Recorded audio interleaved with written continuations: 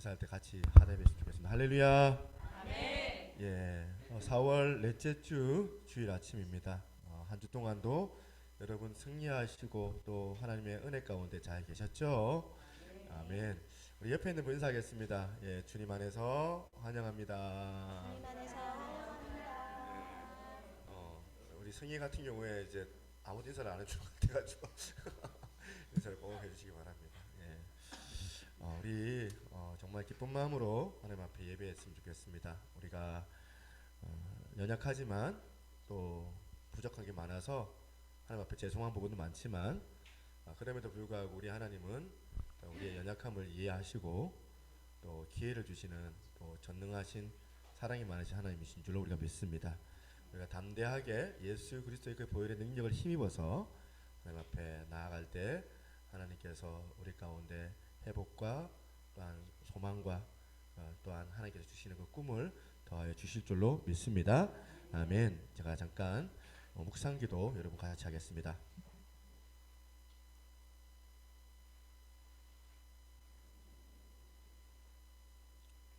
우리 하나님 앞에 사도신경 하시며 신앙을 고백합니다.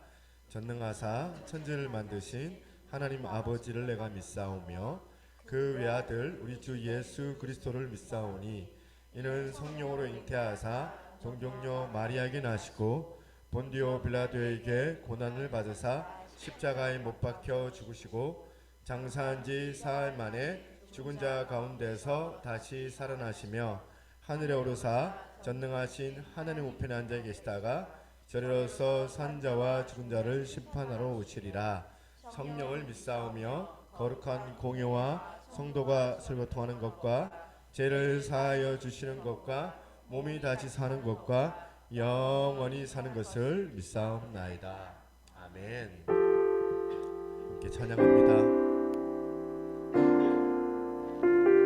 주님을 높일 때에 주께서 우리 가운데 임하여 주셔서 우리가 정말 세상 가운데 마르지 않는 샘물처럼 임하여 주실 줄 믿습니다. 우리 모두 예배하는 자 되어 온전히 영과 진리로 주를 예배하자. 주가 우리와 함께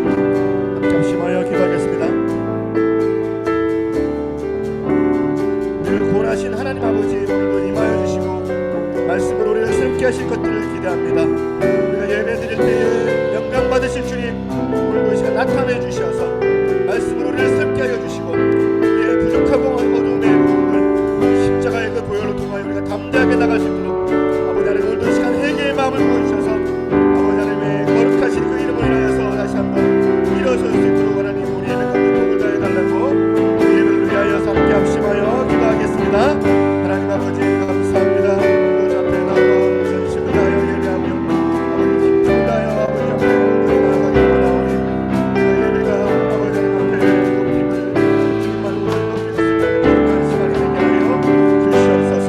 모든 내 가스가 예수 이름으로 따라가게 도와주시고 모든 아버지 하나님 우리의 모든 아버지 감감이 하나님을 향하여서 아버지 집중하게 도와주셔서 하나님 우리의 그 아버지니까 우리의 감정과 모든 의지가 아버지 앞에서 아버지 높이는 데 쓰임을 받게 도와주셔서 예배를 통하여 우리가 다시 한번 아버지 하나님의 거룩한 기도를 시간 되게 도와주셔서 성령으로 충만하게 도와주시고 그 시간 마음에 걱정과 염려하는 사람들 원하시는 그 주님을 다해서 다시 한번 이루어질 수 있도록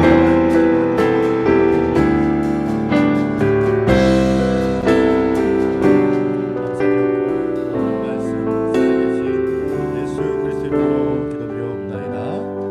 아멘. 할렐루야, 할렐루야. 우리 크신 하나님 앞에 영광의 박수 하겠습니다. 우리 첫벽 치면서 함께 찬양하겠습니다. 주면서 찬양을 아이들의 사랑 고백하는 찬양 감사합니다.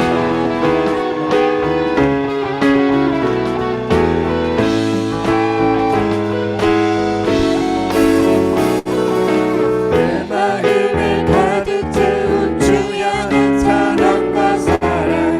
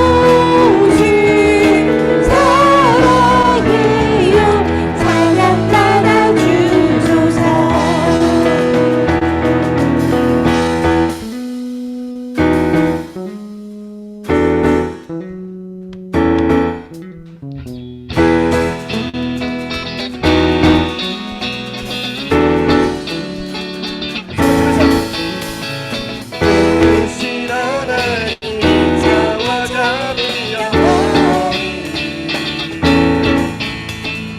좋으신 하나님 인자와 자비 영원히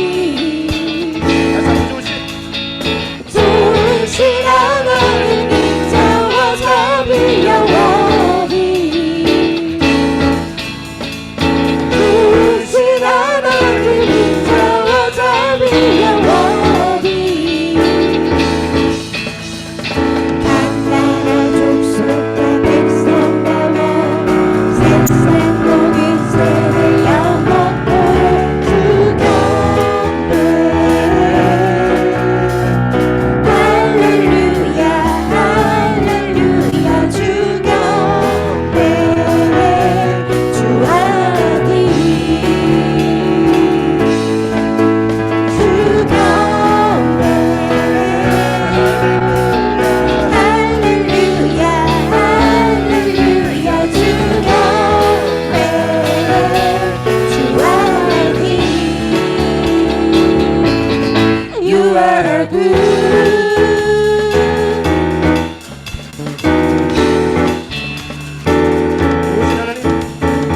좋으신 하나님 인자와 자비 영원히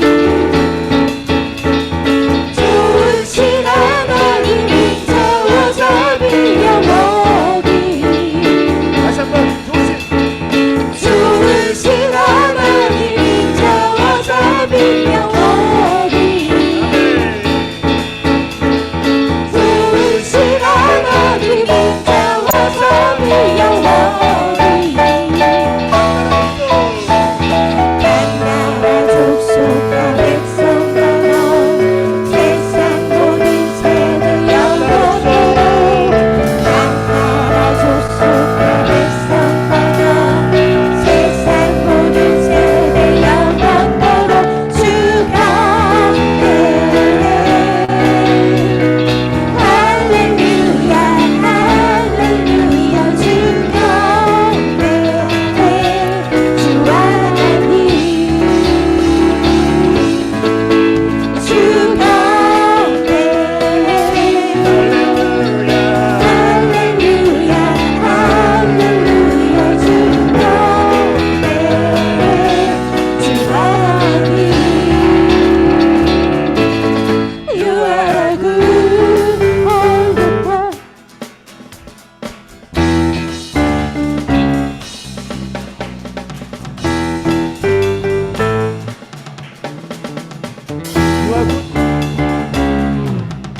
You are good all the time, all the time.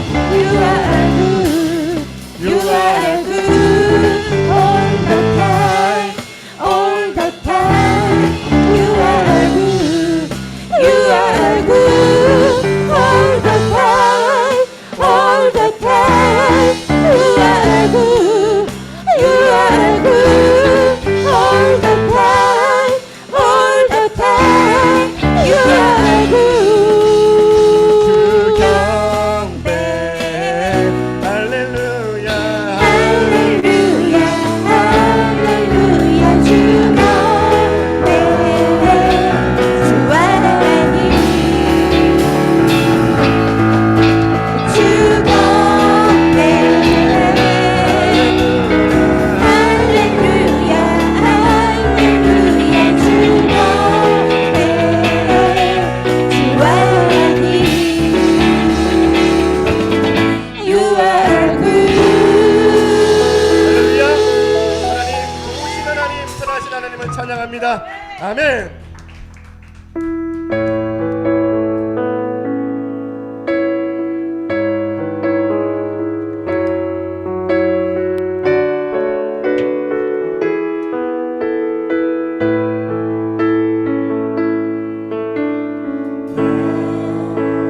가진 재물 없으나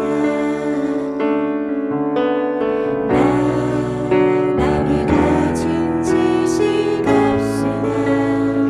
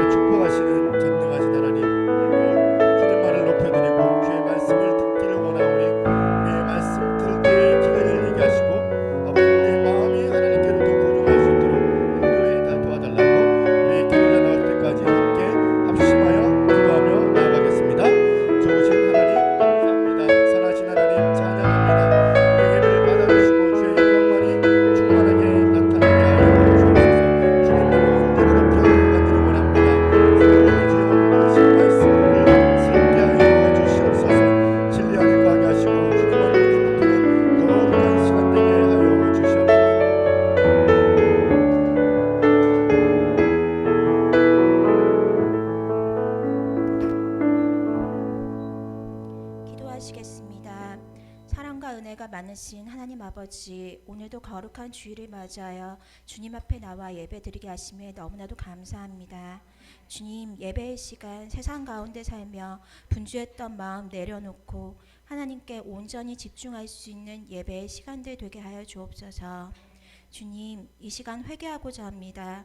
저희들 말로는 주님을 알기 원한다고, 그리고 찬양하고 영광 돌린다고 하면서도 주님의 얼굴이 아닌 나의 안위를 위해 주님의 손만 구하고자 하지 않았는지, 또한 저희들의 중심이 주님이 아니라 저희가 아니었는지 이 시간 고백합니다.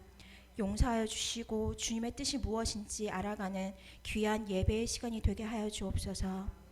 이 나라 이민족을 위해서도 기도합니다. 나라가 경제적 어려움 및 여러 가지 사건 사고들로 인해서 많은 이들이 어려움에 힘들어하고 있습니다. 이 어려움을 극복하기 위해 주님께서 각각의 지도자들에게 은혜와 지혜를 주시고 주를 믿는 모든 이들이 눈물로 기도하게 하여 주옵소서. 새노래 교회를 위해서도 기도합니다. 교회가 이전을 앞두고 있습니다. 주님, 준비 과정에서 사탄 마귀가 틈타 시험에 드는 일이 없도록 하여 주시고 주님 보시기에 아름다운 성전 되도록 저희 모두 기도로서 준비하게 하여 주옵소서. 주를 믿지 않은 자들에게 주님의 참된 복음 전하여 빈 자리들이 채워지게 하여 주시고 기도와 말씀이 충만하여 영적으로 더 부흥된 교회 되게 하여 주옵소서. 다음 세대 아이들을 위해서도 기도합니다. 주님, 이 아이들이 부모의 믿음이 아닌 아이 스스로 마음속에 주님을 품을 수 있도록 믿음이 성장케 하여 주시고 주님을 믿는 참된 기쁨을 느끼게 하여 주옵소서. 그리하여 학교나 사회에 나가서도 주님의 향기 나타낼 수 있는 귀한 주의 자녀 되게 하여 주옵소서. 이 시간 몸이 아파 혹은 사정이 있어 이 자리에 나오지 못한 성도들이 있다면 주님께서 기억하여 주시고 그들의 상한 마음을 위로하여 주옵소서. 이 시간 말씀을 전하실 목사님, 주님께서 사랑하여 주사 축복하여 주시고 그 말씀에 권세가 있게 하여 주시고 저희를 주님의 말씀으로 양육하실 때에 성령 충만함으로 가득하게 하여 주옵소서. 주님, 저희들을 택하여 주사 주의 자녀 되게 해주셔서 감사하고 사랑합니다. 예수님의 이름으로 기도합니다.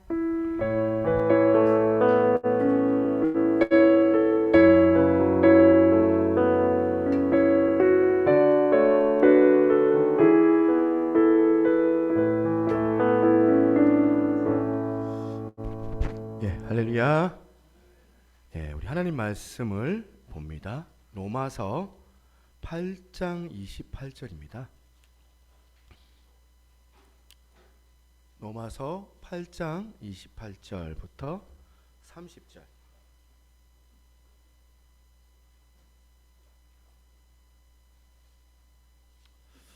28절부터 30절까지 말씀. 우리 3절인데 우리 같이 합독해 보겠습니다. 시작. 우리가 알거니와 하나님의 사랑하는 자 곧 그의 뜻대로 부르심을 입는 자들에게는 모든 것이 합력하여 선을 이루느니라. 하나님이 미리 아신 자들을 또한 그 아들의 형상을 본받게 하기 위하여 미리 정하셨으니 이는 그로 많은 형제 중에서 맏아들이 되게 하려 하심이라. 또 미리 정하신 그들을 또한 부르시고 부르신 그들을 또한 의롭다 하시고 의롭다 하신 그들을 또한 영화롭게 하셨느니라. 아멘. 오늘 본문 로마서 8장 28절 말씀 다 많이 들어보셨죠? 이 말씀은 모든 사람들이 누구나 다 좋아하는 구절 중 하나라고 저는 생각합니다. 다시 한번 볼까요? 제가 한번 읽어볼게요. 우리가 알거니와 하나님을 사랑하는 자 곧 그의 뜻대로 부르심을 입은 자들에게는 모든 것이 합력하여 선을 이루느니라. 그러니까 어떤 고난이 찾아오든지 어떤 난감한 상황이 벌어지든지 결론은 항상 모든 것이 합력하여 선을 이루는 좋은 결론을 그렇게 맺어진다고 하니까 이런 말씀을 누구나 다 좋아하겠죠. 누가 싫어하겠습니까? 누구나 다 좋아할 수밖에 없는 말씀이 로마서 8장 28절 말씀인데, 그런데 여러분, 이 말씀이 좋은 말씀이지만 이 구절 안에 그럴수록 함정이 있습니다.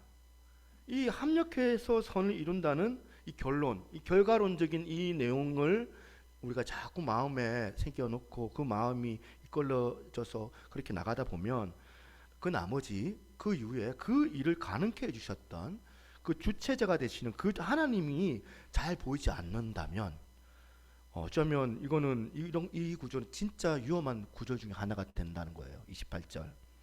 그래서 오늘 이 28절을 좀 중심으로 한번 살펴볼 건데요. 오늘 로마서 8장 28절 본문에 원어가 있습니다. 이 원어를 좀 찾아봤어요. 원어는 이제 헬라어죠. 우리나라 성경에는 이 이제 주어가 빠져 있는 경우가 되게 많이 있는데 원어로 보면은 이게 조금 느낌이 다릅니다. 한번 들어보십시오. 하나님을 사랑하는 자에게 하나님 모든 것을 사용하셔서 선을 만드신다는 사실입니다. 원어가 이렇게 되어져 있어요. 그러니까 지금 강조가 되는 게 뭔가 보니까 모든 것이 합력하여 선을 이룬다는 이 어떤 결론적인 여기에도 무기가 있겠지만 그 일을 이루시는 분이 누구라고요? 하나님이라는 이 사실을 강조하는 표현 아니겠습니까? 그러니까 29절 30절도 마찬가지인데 29절 30절은 아예 이 하나님이라는 그 주어가 사실은 원어를 보니까 도배가 되어져 있어요. 그래서 제가 화면에 제가 만들어 봤는데 이 내용을 그대로 넣어 가지고 한번 만들어 봤는데 한번 여러분 보시기 바랍니다. 29절 30절 한번 제가 읽어 볼게요. 하나님이 미리 아신 자들 또한 그 아들의 형상을 본받게 하기 위하여 하나님이 미리 정하셨으니 이는 그로 많은 형제 중에서 맏아들이 되게 하려 하심이라. 또 하나님이 미리 정하신 그들을 또한 하나님이 부르시고 하나님이 부르신 그들을 또한 하나님이 의롭다 하시고 하나님이 의롭다 하신 그들을 또한 하나님이 영화롭게 하셨느니라. 이게 주어가 빠져 있는 거거든요. 원어에는 있는데 이 짧은 구절 안에 원어에는 이 하나님이라는 이 단어, 이 주어가 몇 번 나오냐면 무려 8번이나 나옵니다. 그러니까 지금 우리가 이 정신을 놓치지 말자는 거예요. 28절을 읽을 때마다 합력하여 선을 이룬다는 그 자꾸 그 결과에만 주목하는 그것이 아니라 그 일을 이루게 하시는 하나님에 대하여서 초점을 두어야 된다는 거고. 이런 면에서 저는 28절 말씀이 우리 삶 가운데서 이제 적용을 해야 되잖아요. 우리 삶 가운데서 제대로 적용을 구현되게 하기 위해서는 이 28절 말씀에 두 가지 균형이 있어야 돼. 이 두 가지 균형을 가지고 이 28절을 읽어보는 거거든요. 그래서 첫 번째 균형이 뭐냐면 우선되어야 되는 균형이 뭐냐면 아까 말한 것처럼 바로 하나님의 그 주도하심을 우리는 기억해야 된다는 거예요. 이런 관점으로 다시 한번 28절 우리가 알거니와 하나님을 사랑하는 자 곧 그의 뜻대로 부르심을 입은 자들에게는 모든 것이 합력하여 선을 이루느니라. 지금 보니까 여기 보니까 그냥 무조건 합력하여 선을 이루는 게 아니네요. 조건이 보여요. 조건이 있어요. 이 조건이 있어야지만 이 조건이 이루어져야지만 모든 것이 합력하여 선을 이루는 그런 복된 인생을 우리가 누릴 수가 있는데 그 조건이 뭐냐? 조건이 뭐냐면 하나님을 사랑하는 자예요. 하나님을 사랑하는 자. 우리가 합력하여 선을 이루기 위해서는 어떤 전제가 필요하냐면 하나님과 관계를 맺고 있는 사람, 하나님께 삶의 우선순위를 드리고 있는 사람, 그분에게 마음이 집중되고 있는 사람, 이런 사람들이 누릴 수 있는 축복이 바로 모든 것이 합력하여 선을 이루게 되는 인생을 살아내더라는 거예요. 근데 여기 또 굉장히 중요한 또 게 하나가 또 나오는데 이게 뭐냐면 하나님을 사랑하는 자 그 뒤에 뭐가 나오냐면 곧 성경 보세요. 곧 연결고리가 나와요. 곧 28절 다시 화면으로 보시겠습니다.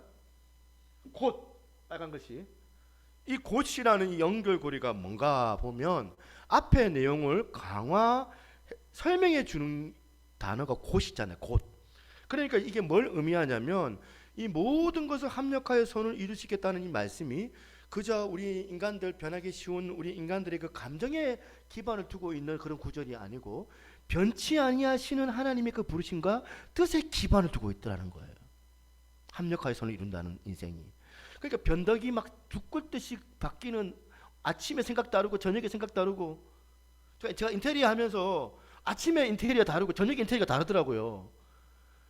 그래가지고 우리 감리하시는 우리 집사님이 막 힘들어합니다. 저를 막 변덕이 줄것도 바뀌는 우리들처럼 아침에는 좋았다가 저녁에는 싫어졌다가 그런 인간의 감정에다가 그런 기반을 두고 있는 그런 구절이 아니라는 거예요.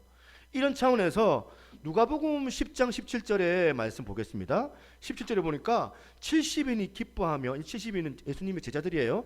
70인이 기뻐하며 돌아와 이르되 주여 주의 이름이면 귀신들도 우리에게 항복하더이다. 제자들이 2명씩 짝지어가지고 지금 이제 전도하러 나갔는데 가는 곳마다 사단이 역사하는 그 자리에서 귀신들이 다 도망가고 성령의 충만함을 경험하니까 이야 너무 기쁩니다. 제자들이 얼마나 기뻤겠습니까? 귀신들이 막 도망을 가니까. 그랬더니 예수님이 그 보고를 이 70명의 제자들한테 들으시고 하시는 그 다음 구절이 20절인데 20절 한번 보겠습니다. 그러나 귀신들이 너희에게 항복하는 것으로 기뻐하지 말고 너희 이름이 하늘에 기록된 것으로 기뻐하라 하시니라. 너희 이름이 하늘에 기록된 것으로 기뻐하라.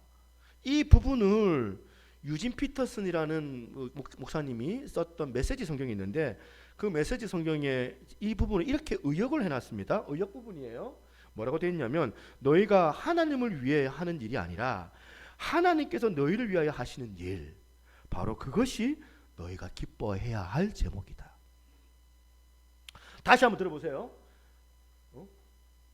이거 아닌데, 너희가 하나님을 위해 하는 일이 아니라 하나님께서 너희를 위해 하시는 일, 바로 그것이 너희가 기뻐해야 할 제목이다. 우리가 신앙생활 가운데 하나님의 자녀들에게는 이 삶의 주체가 되시는 분이 바로 전부가 다 누구라고요? 하나님이시다. 그 하나님이 내 인생의 주체가 되시고 주인이 되시고 나를 견인하시는 그런 원동력이 되신다는 이 우선순위, 하나님을 절대로 잊어서는 안 된다는 그 말씀이에요. 그런가 하면 두 번째 균형, 두 번째는 뭐냐면 28절의 이 말씀이 구현되기 위해서 뒤따라가야 되는 게 뭐냐면 이 28절 말씀을 삶 속에서 변화를 이루는 그런 경험을 우리가 해야 한다는 거, 해봐야 돼요. 무슨 말씀인가 하면 정말 하나님은 내 인생에서 모든 것을 합력하여 선을 이루신다는 이 사실을 내가 믿는다면 그 다음부터는 내 삶이 안달복달 안 합니다. 안절부절 그렇게 사는 게 아니고 내 안에서 뭐가 찾아오냐면 넉넉함, 평안함, 여유, 이런 게 생기는 거예요. 현실은 막 힘든 것 같은데. 그래서 어떤 어려움이 찾아와도 합력하여 선을 이루시는 하나님을 인식이 되면서 내 삶 속에서 인식의 이런 변화가 일어나야 되는데, 이게 무슨 말씀인지 좀 더 설명을 제가 좀 드리고 싶습니다. 책이 하나 있더라고요. 어떤 책이냐면 혼자 잘해주고 상처받지 마라, 이런 책이 있어요.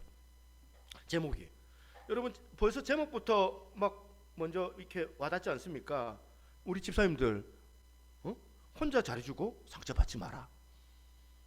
괜히 혼자 잘해주고 상처받지 마라. 이 책이요, 그 정신과 전문의가 쓴 책이에요. 내용이 뭐냐면 대인관계를 우리가 많이 하잖아요. 대인관계를 하다 보면은 우리가 연약해서 상처받기가 참 쉬운데, 그게 우리 인간들인데, 그 상처받는 사람들을 심리학적으로 코치를 해주는 책이 바로 이 책이더라고요. 근데 그 책이 주장하는 게 뭐냐면 대인관계에서 막 서운함이 있잖아요. 서운함을 가지고 있는 원인이 뭐냐면 잘못된 기대 심리 때문이랍니다. 이게 무슨 말씀인지 책에서 이런 내용이 있습니다. 한번 들어보세요. 우리가 어린아이에게 경제적 보상, 칭찬과 격려, 배려를 바라지 않는 것은 상대방에게 그러한 기대가 없기 때문이다. 야, 너무 와닿는 얘기. 사실 우리가 애들을 키우다 보면 그 아들한테, 그 딸한테 부모로서 상처를 얼마나 많이 받습니까?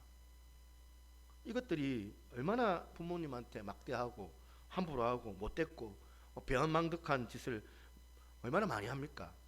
우리 아직은 초등학생들, 우리 부모님들은 잘 모르시겠지만 중학교 올라가면 이제 시작하는데요, 이제 그런 것들이. 그런데 우리가 그런다고 해서 우리 자식들한테 상처를 받냐? 상처를 별로 안 받아요. 왜? 받아도 금방 그거는 그냥 이해가 되고 치유가 돼요. 왜 그렇습니까? 걔들한테는 기대하는 게 별로 없기 때문에 그래요. 자식들이 다 그런 거지 뭐 또 어리면 또 더 어릴수록 애들이 그냥 철이 없어가지고 아직 어려서 그렇다. 기대하는 게 없으니까 상처 또 안 받게 되는 이유가 바로 여기 있어요. 근데 여러분, 만약에 여러분의 남편이 여러분들한테 줄 그 선물을 시어머니한테 드렸다고 하면 그때부터 난리가 날 거예요. 별로 표정이 동의가 안 되는 분도 계시는데 무슨 차이일까요? 나는 내 남편한테 기대하는 게 많으니까, 기대하는 게 많아서 그렇다는 거예요. 그리고 그 다음 내용도 한번 들어보세요.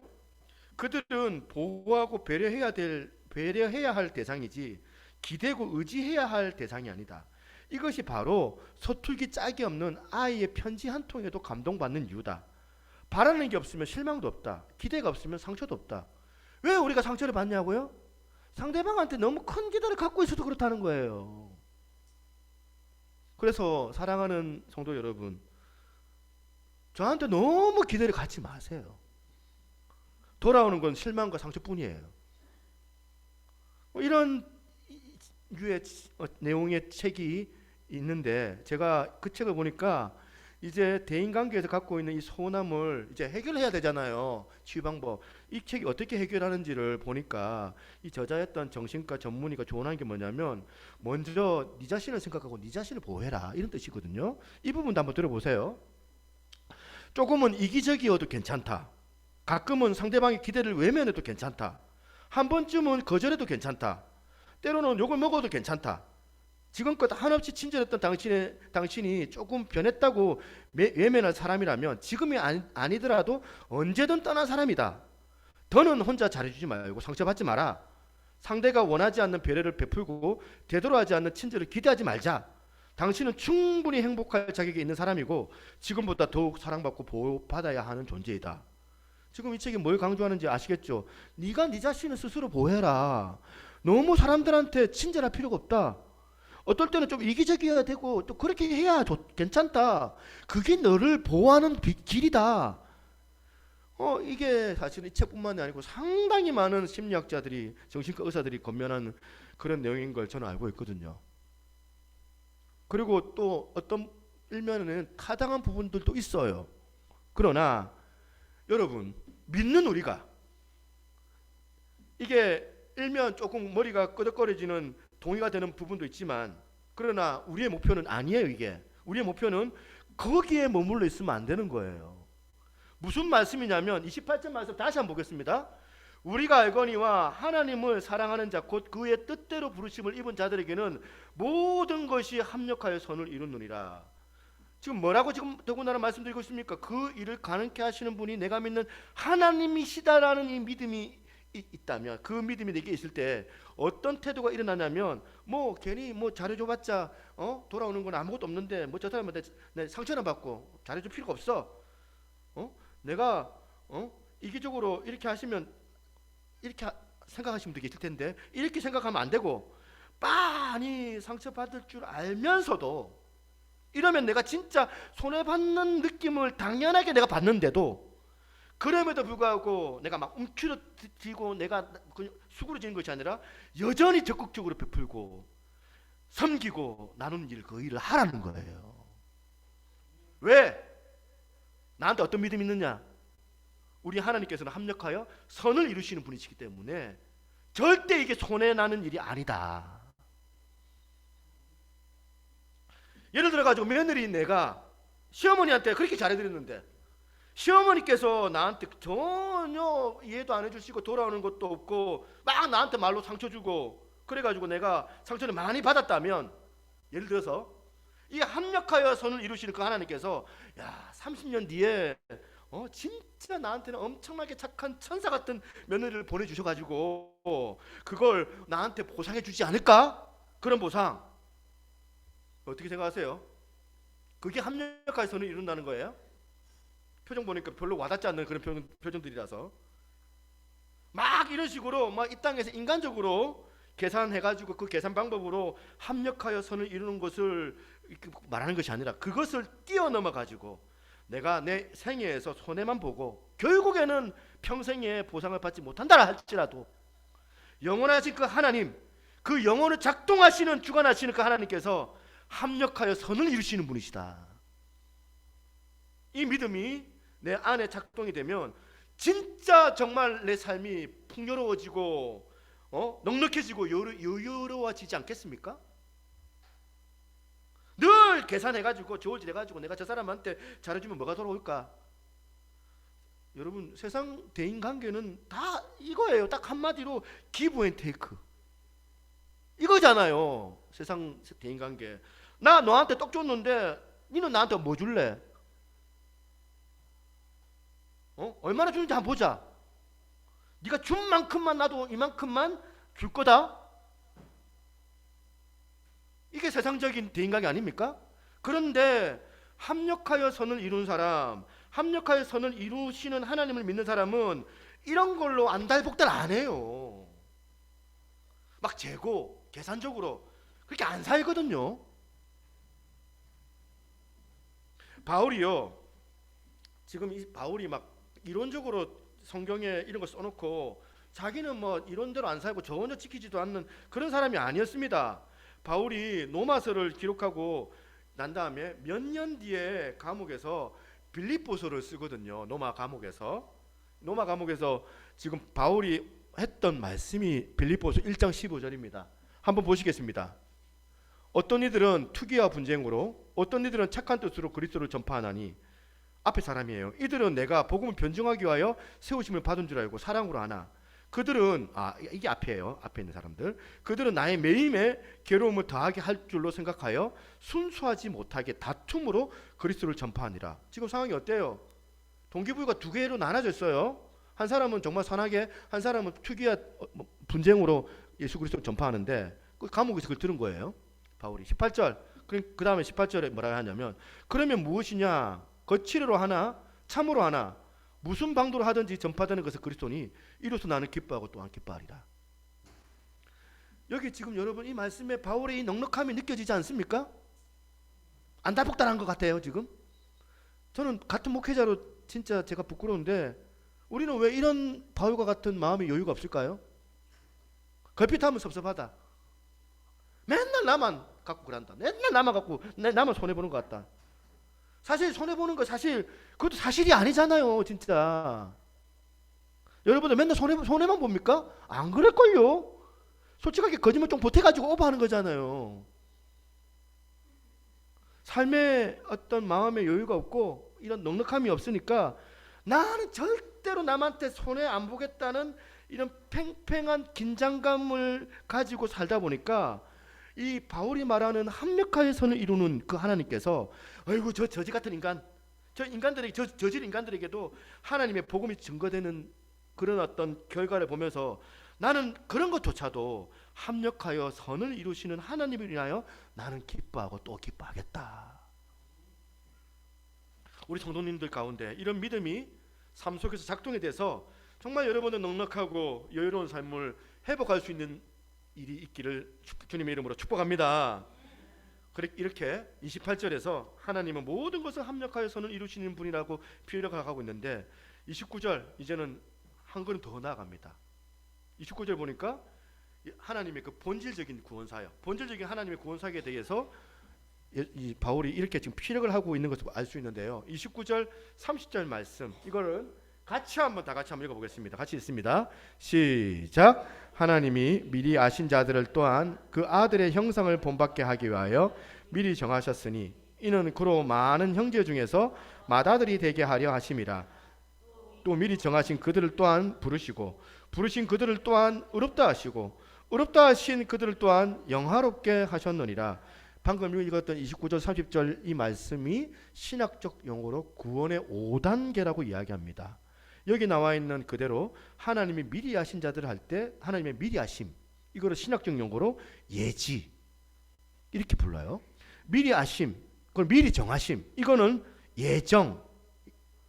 그런가 하면 미리 정하신 그들을 부르시고 그한테 부르심, 그거를 소명 혹은 콜링이라고 합니다.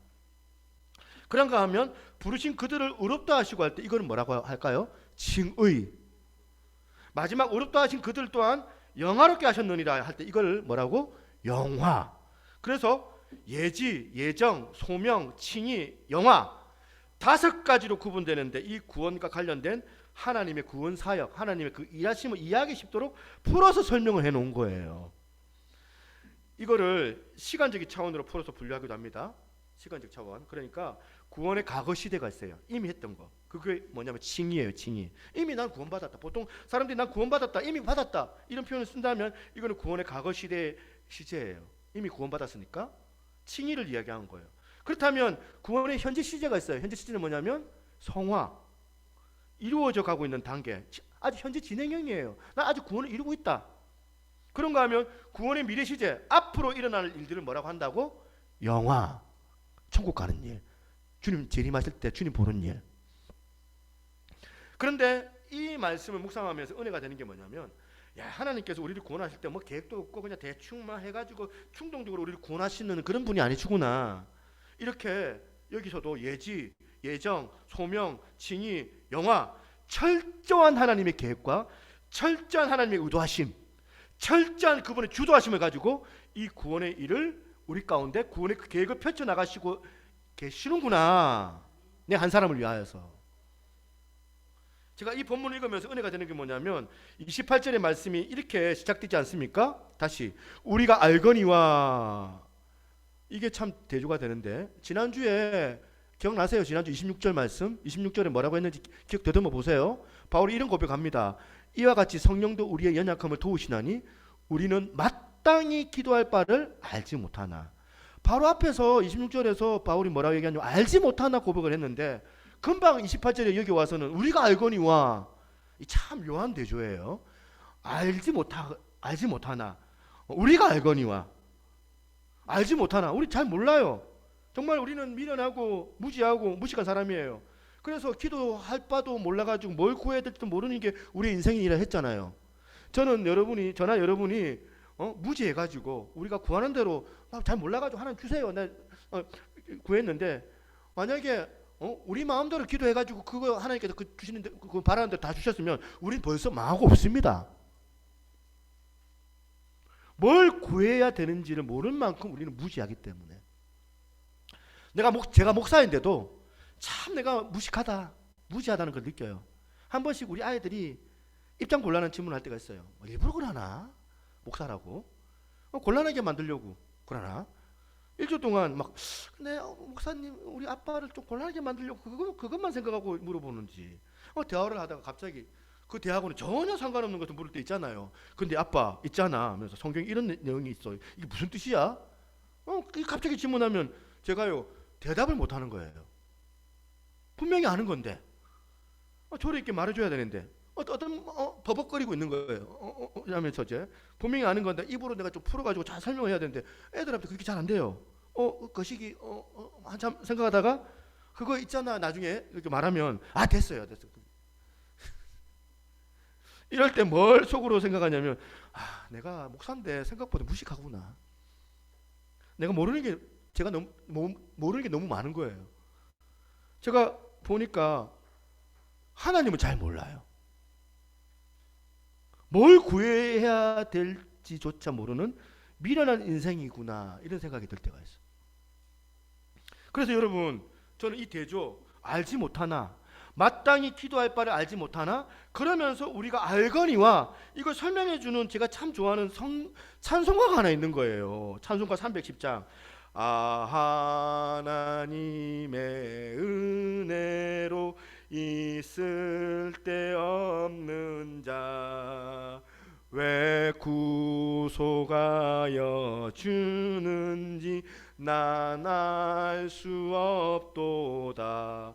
누가 이 찬양을 모른다 행진곡 이렇게 명명을 했더라고. 모른다 행진곡 1절부터 4절까지 계속해서 모른다가 나와요. 1절 한번 보세요. 하나님의 은혜로 있을 데 없는 자 왜 구속하여 주는지. 결론 난 알 수 없도다. 모른대요. 2절 왜 내게 굳센 믿음과 또 복음 주셔서 내 마음이 항상 편한지. 결론 난 알 수 없도다. 아무것도 모른대요. 3절 누가 썼는지 모르겠지만 3절 보니까 왜 내게 성령 주셔도 내 마음을 감동해 주 예수 믿게 하는지. 결론 난 알 수 없도다. 우리 애들이 모르는 나를 엄청 비웃을 거예요. 모르니까. 4절도 마찬가지. 주 언제 강림하실지 혹밤에 혹낮에 또 주님 만날 그것도. 결론 난 알 수 없도다. 처음부터 끝까지 모르는 게 이 찬양이에요. 모른다. 그런데 제가 이 찬양을 왜 이렇게 좋아하느냐, 와닿는 게 있는데 이것도 모른다 저것도 모른다 1절부터 모른다 2절도 모른다 그러니까 3절도 아느냐 그것도 모른다 4절도 모른다 아무것도 모르는데 아는 게 딱 하나 있어요. 딱 하나. 뭘 아느냐? 후렴 내가 믿고 또 의지함은 내 모든 형편 아시는 주님 늘 보호해 주실 것을 결론 나는 확실히 아네. 우리가요 뭘 기대해야 될지를 모르는 사람이에요. 지식도 없고 무식하고 아무것도 모르지만 하나 확실한 거 하나가 있습니다. 하나님께서 나를 구원해 주셨고 하나님께서 나를 구원해 주셨는데 대충 아무거나 그냥 대충 막 이렇게 세우고 막 그냥 이렇게 그냥 놓은 게 아니라 철저하게 예지, 예정, 소명, 칭의, 영화 철저한 계획을 가지고 차질 없이 어떤 은혜로 나를 이렇게 구원해 가시는가. 그래서 재밌는 게 예지, 예정, 소명, 칭의, 영화 이걸 설명할 때 이거 가만히 보니까 원어로 보니까 다 과거형이에요. 과거형. 아까 지금까지 네 가지 우리에게는 다 과거예요. 아까 뭐 예지, 예정, 소명, 칭의 과거예요. 그런데 마지막 영화는 마지막은 이게 안 일어난 일이에요. 예수님 재림하실 때 그때 이루어지는 게 영화예요. 그런데 지금 막연한 미래에 대한 일어나는 일들인데 성경은 어떻게 쓰냐면 과거형을 쓰고 있어요. 과거라는 게 뭘 의미할까요?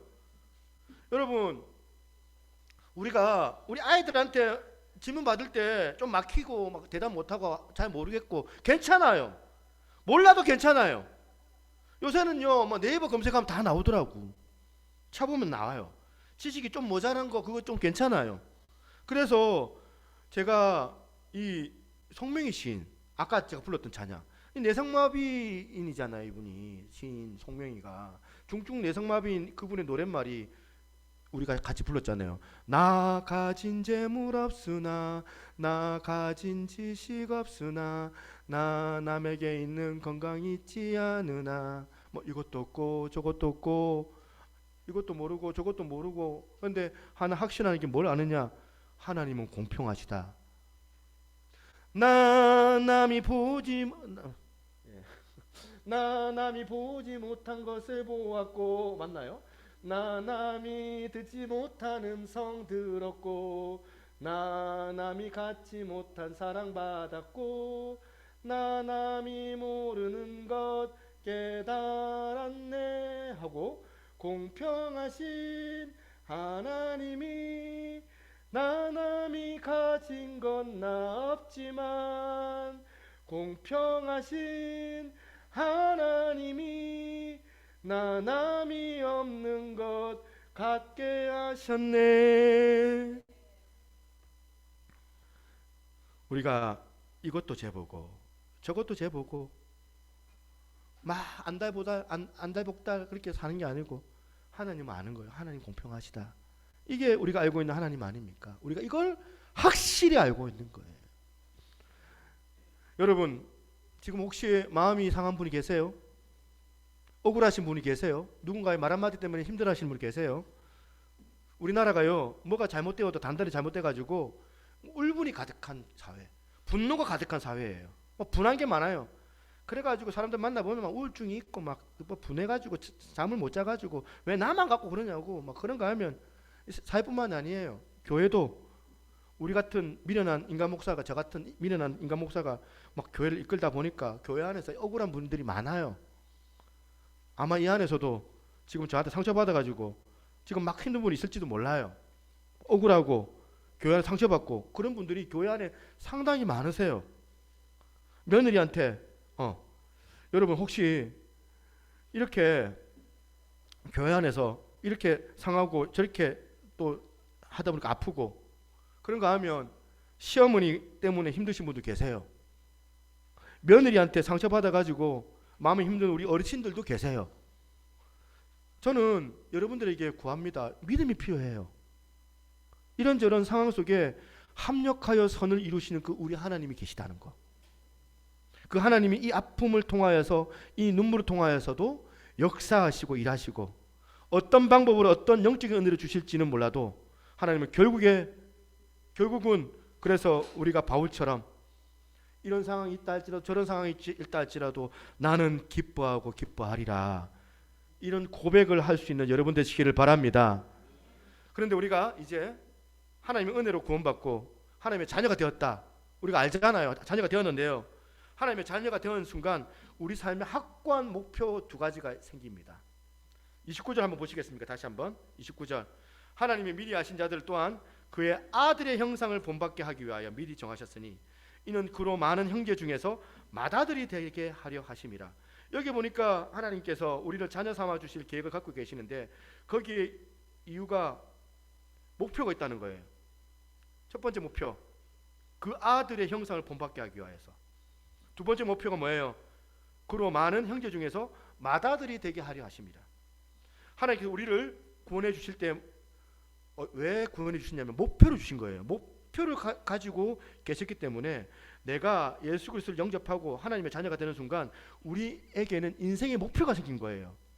여러분, 하나님께서 십자가를 통하여서 여러분들이 구원받은 사실을 믿으십니까? 뭐 이렇게 아멘이 이렇게 작죠. 여러분, 하나님이 십자가를 통해서 여러분을 구원하신 그 사실을 믿으십니까? 아멘. 여러분, 예수 그리스도의 십자가를 통하여서 하나님께서 그런 단계의 그 계획을 가지고 예정하셨던 그 많은 일들을 이루시기 위하여서 십자가로 우리를 구원하셨다는 그 사실을 믿으십니까? 믿는 순간 여러분 인생에 두 가지 인생의 목표가 생긴다는 사실을 잊으시면 안 돼요. 어떤 목표가 생기느냐? 첫 번째, 예수 그리스도를 닮아가고자 하는 인생의 목표가 생긴다는 사실이에요. 29절, 하나님이 미리 아신 자들 또한 아들의 형상을 본받게 하기 위하여 미리 정하셨나니, 미리 정하셨다고요 말합니다. 바울 서신에 그 아들의 형상을 본받게 하기 위한 이런 표현을 여러 번 몇 번 쓰겠는데 그 중에 하나가 갈라디아서 4장 19절입니다. 19절 말씀 같이 한번 읽어보겠습니다. 시작. 나의 자녀들아, 너희 속에 그리스도의 형상이 이루기까지 다시 너희를 위하여 해산의 수고를 하노니. 제가 이 말씀 보면서 나는 바울처럼 우리 교회 성도들을 향하여서 해산의 수고를 하고 있는가, 그렇게 진지하게 물어보면 저 자신이 없어요. 저는 소망합니다. 그렇게 되기를 원하는데, 어떤 분은 목사님이 정말 설교할 때 성도들이 눈물 날 정도로 설교 준비를 하셔야 된다고 얘기를 하는데 그 소리 들으면 내가 너무 부담스러운 거예요. 그건 자신이 없거든. 제 목표가 뭐냐면, 여러분 목표가 뭐냐면, 제 목회의 목표가 뭐냐면 너희 속에 그리스도의 형상이 이루어지기를 원한다, 이거거든. 이제 돈 많이 벌어가지고 부자 되고 뭐 하는 일만 잘 돼가지고 형통해지고, 그게 아니고, 부자 돼가지고 헌금 많이 하고, 그게 아니고, 여러분 뭘 의미합니까? 여러분 내면에 예수 그리스도를 담는 내적인 성숙과 내적인 변화를 꿈꾸는 거, 이게 우리 인생의 목표가 돼야 된다는 거예요. 골로새서 3장 7절 한번 보겠습니다. 너희도 전에 그 가운데 살 때에 그 가운데 행하였으나 이제는 너희가 이 모든 것을 벗어버리라. 이제 우리가 이제 벗어난 거예요. 사단의 울타리에서. 곧 분함과 노염과 악의와 비방과 너희 입에 부끄러운 말들이라. 너희가 서로 거짓말하지 말라. 옛사람과 그 행위를 벗어버리고. 그 다음 10절에 왜 그래야만 되느냐? 새 사람을 입었으니 이는 자기를 창조하시니 형상을 따라 지시기까지 새롭게 하심을 입은 자니라. 이 포인트를 아시겠습니까? 하나님의 형상을 이루기까지, 이게 우리의 인생의 목표가 되었다. 목표 다시 한번 읽어드릴게요. 너희도 전에 그 가운데 살 때 그 가운데 행하였으나 이제는 너희가 이 모든 것을 벗어버리라. 곧 분함과 노염과 악의와 비방과 너희 입에 부끄러운 말들이라. 너희가 서로 거짓말하지 말라. 옛사람과 그 행위를 벗어버려라.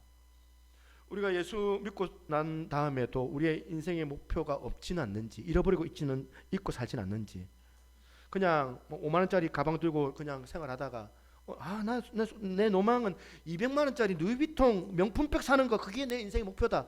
그게 인생의 목표가 아니라 그 이전에 근본적으로 예수 믿는 우리에게 주시는 인생의 목표가 뭐냐? 나는 작은 예수가 되는 거다. 내 속사람, 내 안에 그리스도의 형상이 이루어지길 나는 원한다. 에베소서 4장 13절 같이 한번 읽어보겠습니다. 시작. 우리가 다 하나님의 아들을 믿는 것과 아는 일에 하나가 되어 온전한 사람을 이루어 그리스도의 장성한 분량이 충만한 데까지 이르니니, 죽을 때까지 우리가 그리스도의 인격을 담는 그리스도의 장성한 분량이 충만한 데까지 이르도록 내 호흡이 다하는 그날까지 내가 그것을 향하여 달려나가는 게 그리스도인이라는 것을 사도 바울은 정확하게 이해하였던 거예요. 그것도 어떤 내 도덕성 여기에 뭐 의지하는 것이 아니라, 내 윤리, 내가 가지고 있는 어떤 도덕성 거기에 의지하는 것이 아니라, 나를 구원해 주셨던 차질 없이 철저하게 우리에게 은혜를 주시는, 구원의 계획을 행하여 주시는 그 삼위 하나님의 은혜에 힘입어서, 두 번째 목표 하나가 더 있는데 뭐냐면 예수 그리스도를 높여드리는 인생이 되는 거예요.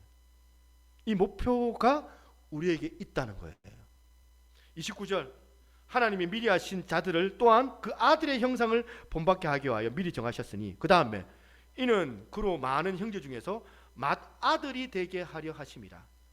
저는 이 말씀을 묵상하다가 빌립보서 2장에 나오는 예수님이 떠올라졌는데요, 여기서 지금 맏아들이 되게 하려 하심이라가 뭘 의미하냐면, 먼저 빌립보서 2장 5절 한번 보시겠습니다.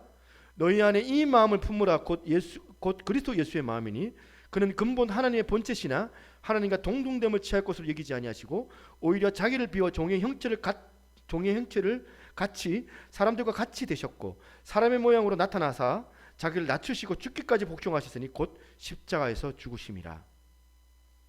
여러분, 이 말씀 안에서 우리가 목표로 하고 있는 예수 그리스도의 인격을 닮아가는지 뭔지 그대로 고스란히 묘사하는 그 구절이잖아요. 5절 말씀이 예수 그리스도의 인격이 어떠한지 지금 여기 다 나와 있는 거 아닙니까? 여러분, 예수님께서 높임을 받으시기 합당하시지만 스스로 높이지 아니하시고 가시하지 아니하시고 있는 채 하지 아니하시고 있다가 막 휘둘리지 않고 있다고 막 다른 사람들한테 막 자기 자랑하고 그렇게 하지 않고 철저하게 낮아지고 철저하게 낮아져서 철저하게 희생하면서 십자가의 그 자리까지 나아가시는 예수 그리스도의 그 형체, 그분이 보여주신 그 모습이 오늘 여기 본문에 필요하게 되는데, 이런 예수님에 대하여서 9절 성부 하나님께서 어떻게 하시냐고. 9절 같이 한번 읽겠습니다. 시작. 이러므로 하나님이 그를 지극히 높여 모든 이름 위에 뛰어난 이름을 주사. 우리가 하나님의 자녀가 됐으면 성부 하나님께서 보여주셨던 예수 그리스도를 우리도 지극히 높여서 나아가는 것, 주님을 높이는 게 내 목표가 되는 거예요. 내 인생에서 주님을 높이는 거. 그래서 여러분, 히브리서 1장 13절 말씀 보니까 그 후에 자기 원수들을 자기 발등상이 되게 하실 때까지 기다리시는, 그 발등상이 되게 하신다는 게 무슨 뜻일까요? 발 아래에 원수들을 두겠다, 그런 뜻 아닙니까? 하나님께서 예수님을 그렇게 높여주시겠다는 거예요. 그래서 우리에게도 이 두 가지 목표가 생기는 거예요. 첫 번째, 작은 예수가 되기를 원합니다. 두 번째, 그런가 하면 두 번째, 우리는 온전히 예수님을 높이고자 하는 그런 사람들이 되어야 된다는 거예요. 이해되세요? 믿으시면 아멘. 오늘 이 설교 마무리를 이 찬양으로 한번 했으면 좋겠습니다. 이 설교를 녹여놓은 찬양이거든요. 모든 이름 위에 뛰어난 이름, 예수는 주, 예수는 주. 같이 한번 이 찬양하면서 준비한 예물을 하나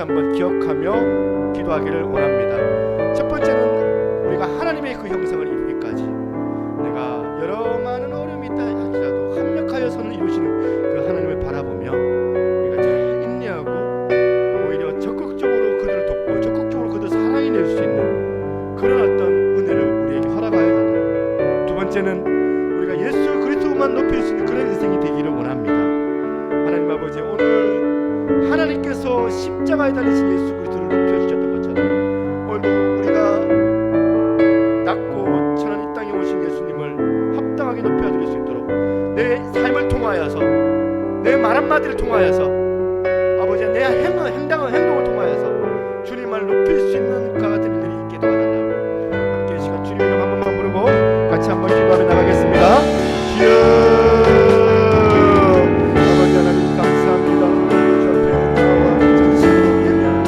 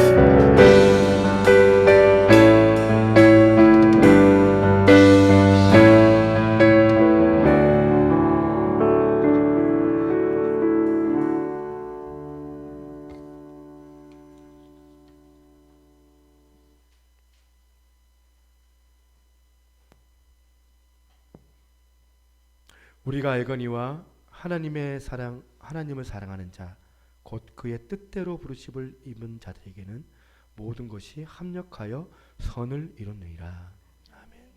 하나님, 어떠한 역경과 고난이 온다 할지라도 우리 배후에 일하시는 그 하나님을 바라보면서 우리가 안달복달하는 그런 어떤 감정이 섞여 있는 그런 인생이 아니라 소망하며 믿음으로 주를 바라봄을 통하여서 내 안에 주시는 그 은혜로 인하여서 내 삶이 바뀌고 내 마음이 주님이 원하시는 그 마음으로 변화되어져서 더 넉넉하게 더 풍요롭게 더 많은 사람들 세우고 살리는 그 일들에 그와 같은 도구들로 세움받을 수 있도록 하나님 저희들 가운데 하나님 은혜로 함께하여 주시옵소서.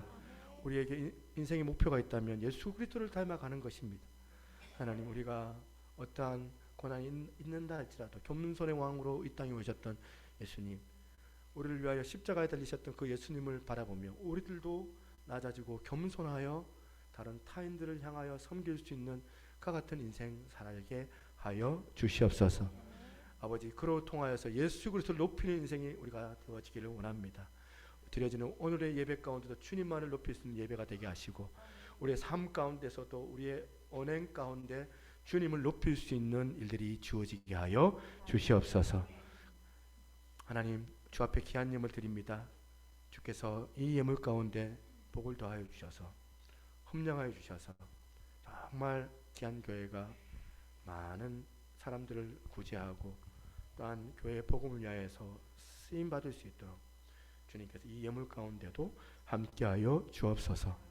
없는 형편 가운데 주님 살아계심을 믿고 믿음으로 헌금하는 사람들도 많습니다.